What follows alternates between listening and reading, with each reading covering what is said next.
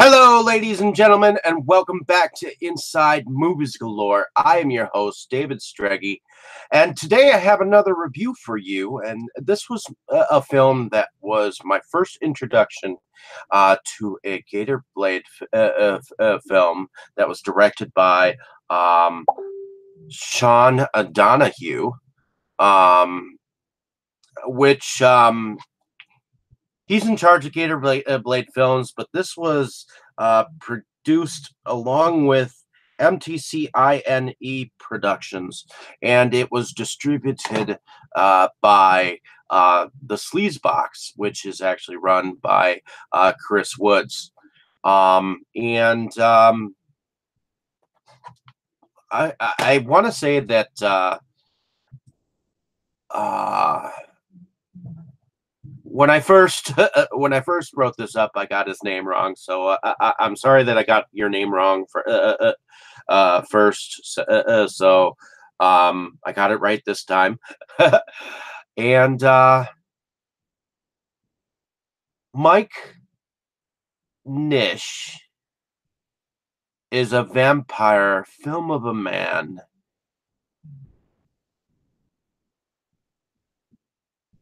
on the battlegrounds of the Civil War, September 16th, 1863, while during a supply pickup, how the curse of immortality can be given to the unwanted. And I just want to say that this wasn't just directed by Sean Donohue. This was also directed by Mike Nish as well. But played by Mike Christopher, who played or acted in the original Dawn of the Dead. A loner by the name of Joe is a man apart and has tried to escape his past even as the sun goes down. For over 200 years, he has kept away from the man who made him what he is, a vampire. But he's tired of running, and there is a new love interest in his life. We begin as what looks like a demon introduces the tale as we pan in what looks like a Civil War battlements. We see a bloody soldier bitten as he limps towards a fire. Enter Joe, whose bed is a coffin, and he says in a Corey Hart tribute band, needing to pay his rent. He wanders into a bar with a help wanted sign, orders a drink.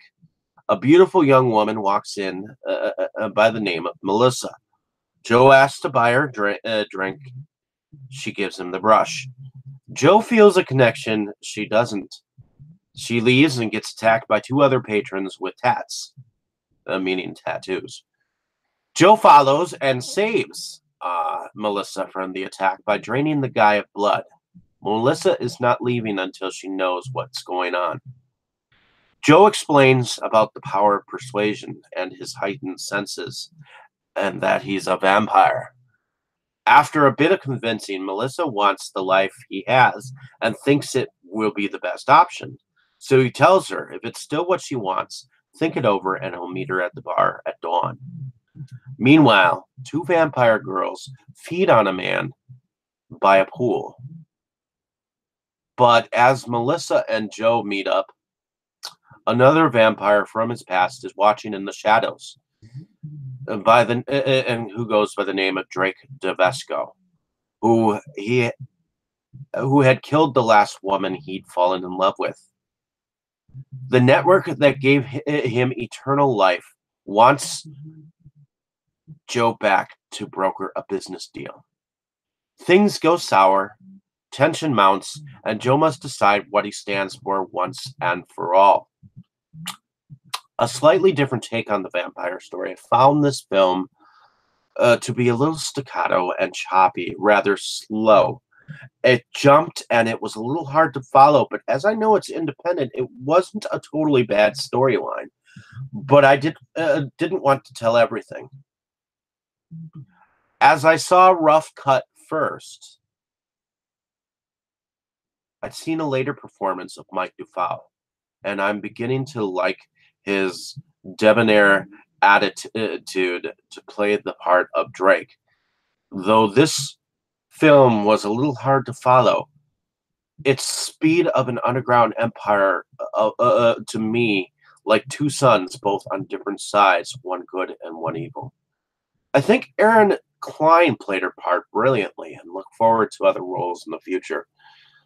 I think Mike Christopher pulls Joe Vampire off with a little flair. Though the Corey Hart tribute band comment with the glasses was kind of corny, well, but original. I give this film a 3 out of 5, or I originally gave this film a star rating, but I absolutely hate star ratings. Um, I did enjoy its gritty take, and there are plenty of hot women to keep a lonely man's attention if you like that kind of action. I definitely recommend this film for horror films to see if you have not. Um, I enjoyed watching this film. I enjoyed rewatching the film, and I will continue to enjoy watching Gator Blade films from here on forward.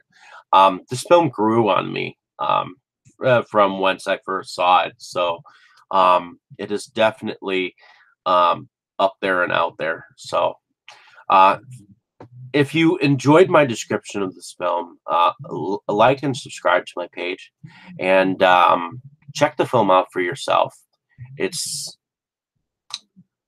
it's definitely an interesting story, at least behind it. So check it out.